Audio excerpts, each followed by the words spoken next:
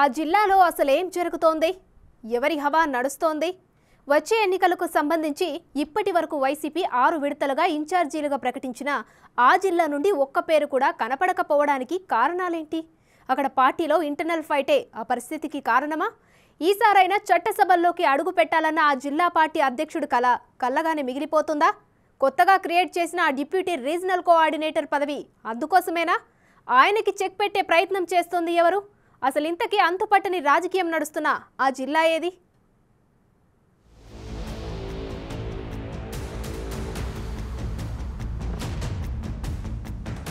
రాష్ట్రంలో ఎక్కడా లేని విధంగా వైసీపీలో రీజనల్ కోఆర్డినేటర్ పదవి పుట్టుకొచ్చింది. ఇంతవరకు ఏ రీజియన్లో కూడా ఈ పదవి లేదు. కేవలం రీజనల్ కోఆర్డినేటర్లు మాత్రమే ఉన్నారు.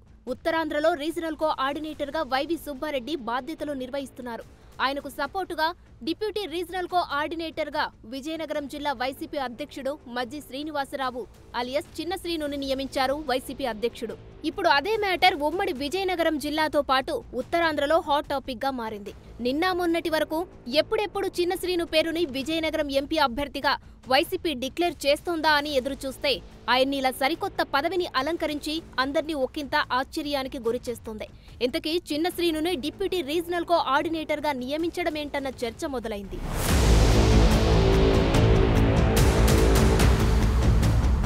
చిన్న శ్రీను విజయనగరం ఎంపీ టికెట్ ఆశిస్తే అది లేకుండా చేసి ఇలా పార్టీలో అదనపు బాధ్యతలు ఏంటంటూ షాక్ కి గురవుతున్నారు ఆయన వర్గీయులు. అసలు చిన్న శ్రీను విషయంలో ఇలా ఎందుకు జరిగిందా అన్న దానిపై రకరకాల వాదనలు వినిపిస్తున్నాయి.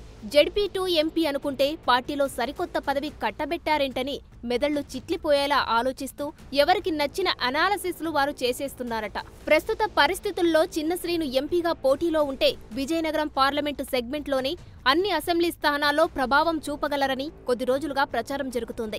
చిన్న శ్రీనుని బరిలోకి దించడానికి వైసీపీ పెద్దలు కూడా సిద్ధమయ్యారన్న టాక్ వినిపించింది. ఆ క్రమంలోనే ఇన్ఛార్జీల జాబితాలు విడుదల చేసిన ప్రతిసారి చిన్న శ్రీను పేరు ఈ జాబితాలోనైనా వస్తుందా అని జిల్లా వైసీపీ శ్రేణులు ఎదురుచూశాయి. అయితే వైసీపీ తీసుకున్న నిర్ణయం మాత్రం అందర్నీ షాక్ గురి చేసింది.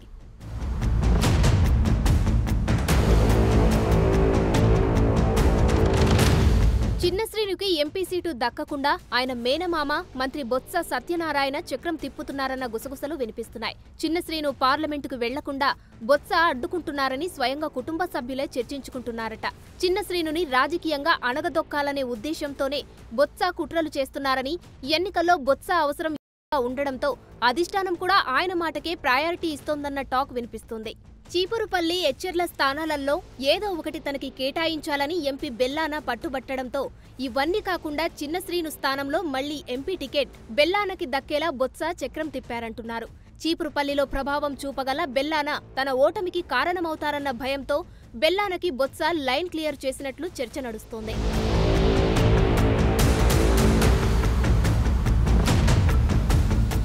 అయితే మామ బొత్స ఎత్తులు, పై ఎత్తులను అల్లుడు చిన్న శ్రీను కూడా నిశితంగా గమనిస్తున్నారట.